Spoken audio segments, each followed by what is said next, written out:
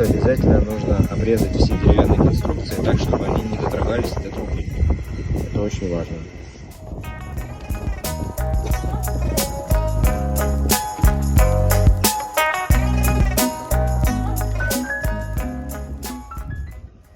Начинаем прикручивать с центра и разводим к краям, чтобы лучше это все прижалось.